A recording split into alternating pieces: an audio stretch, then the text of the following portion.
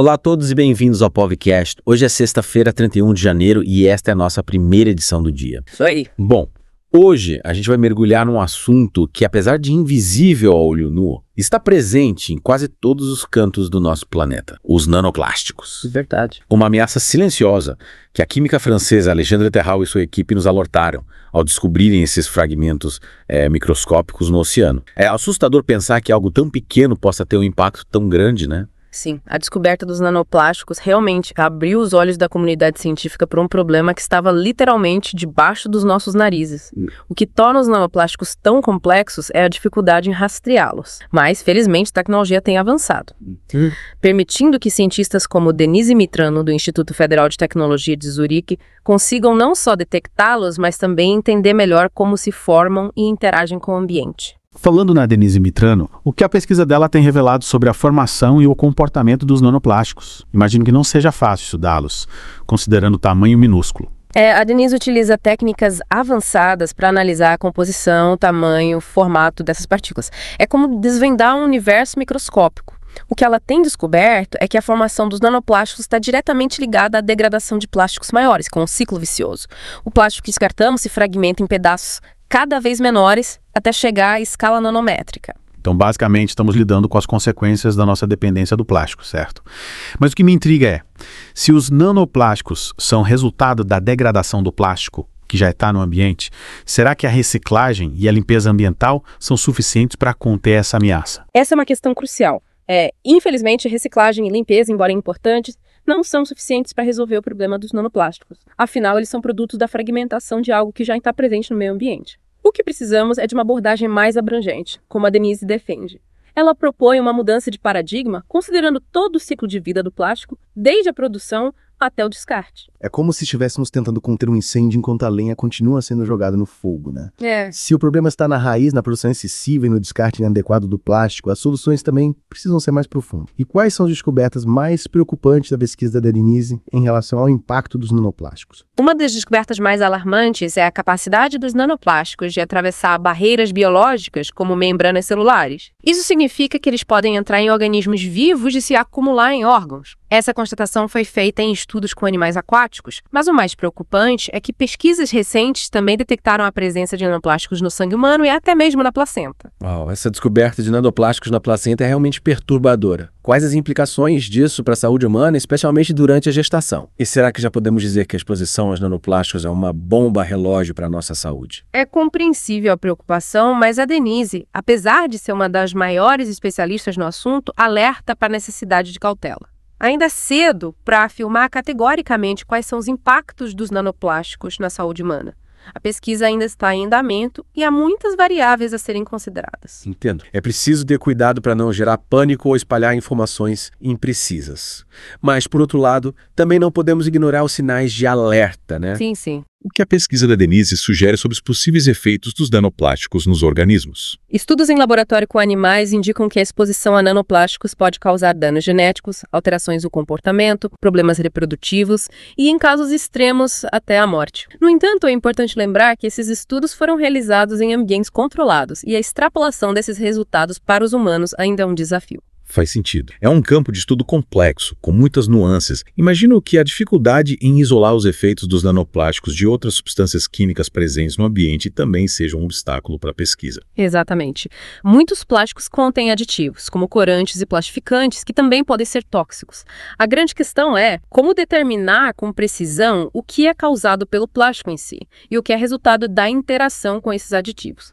Essa é uma das grandes dificuldades que os cientistas enfrentam. Então, a complexidade dos nanoplásticos reside não apenas no seu tamanho minúsculo, mas também na sua composição química e na interação com outras substâncias. E como se não bastasse, ainda temos a diversidade de nanoplásticos existentes, cada um com suas particularidades. É um desafio e tanto para a ciência. Sem dúvida.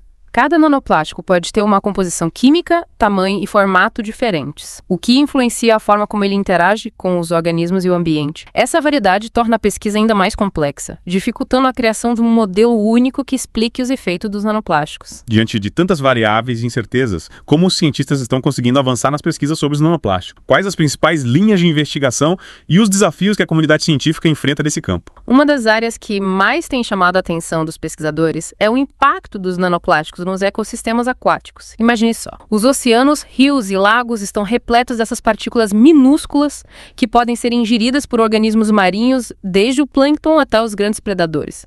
É como se tivéssemos contaminado a base da cadeia alimentar, né?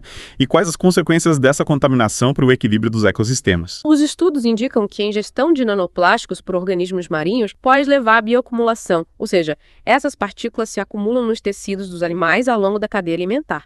Isso pode ter consequências graves, como alterações no crescimento, na reprodução e no comportamento das espécies. E como essa contaminação afeta os humanos que se alimentam de peixes e frutos do mar? Será que estamos ingerindo nanoplásticos sem saber? Essa é uma preocupação real, pois estudos já detectaram a presença de nanoplásticos em peixes e frutos do mar consumidos por humanos. Ainda não sabemos ao certo quais são os efeitos da ingestão dessas partículas para a nossa saúde, mas é um tema que precisa ser investigado com urgência. De certa forma, os nanoplásticos nos lembram que estamos todos interligados, né?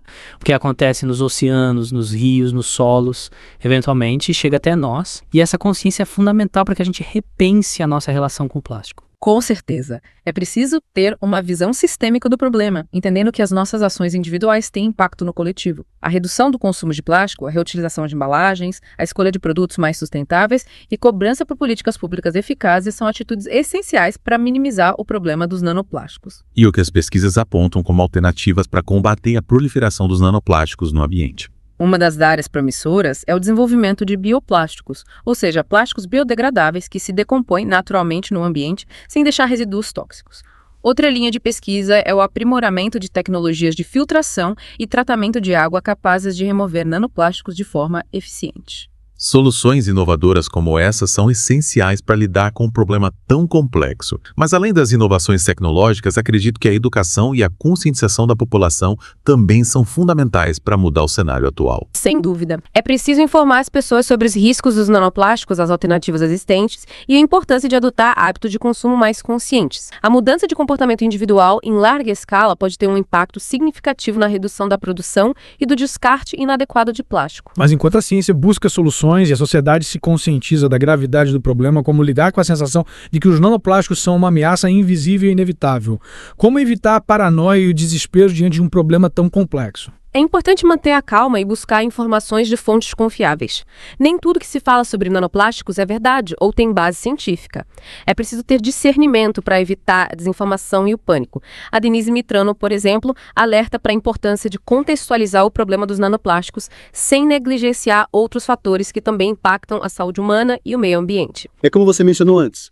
Os nanoplásticos são uma peça de um quebra-cabeça muito maior que envolve o nosso modelo de produção e consumo insustentável. Eles são um sintoma de um sistema que precisa ser repensado urgentemente. Exatamente. Os nanoplásticos são um alerta para que a gente repense a nossa relação com o planeta e com os recursos naturais. É preciso questionar o consumo desenfreado, a obsolescência programada, a cultura do descartável. Mas, diante de um problema tão grande e complexo, é natural que as pessoas se sintam impotentes e desanimadas. O que você diria para aquelas pessoas que se perguntam: o que eu posso fazer para mudar essa realidade? Eu diria que cada pequena atitude faz a diferença. Reduzir o consumo de plástico, reutilizar embalagens, optar por produtos mais sustentáveis, separar o lixo para reciclagem e cobrar ações dos governos e das empresas. São atitudes simples, mas que, quando multiplicadas por milhões de pessoas, podem gerar um impacto positivo. É verdade. A mudança individual somada à ação coletiva é o caminho para construir um futuro mais sustentável. E a informação é a chave para essa transformação.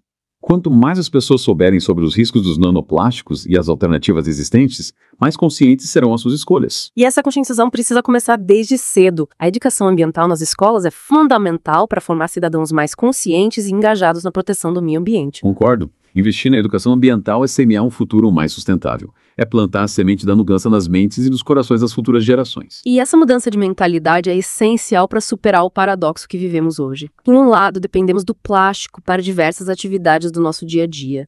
Por outro, estamos nos afogando em um mar de plástico que ameaça a saúde do planeta e a nossa própria saúde.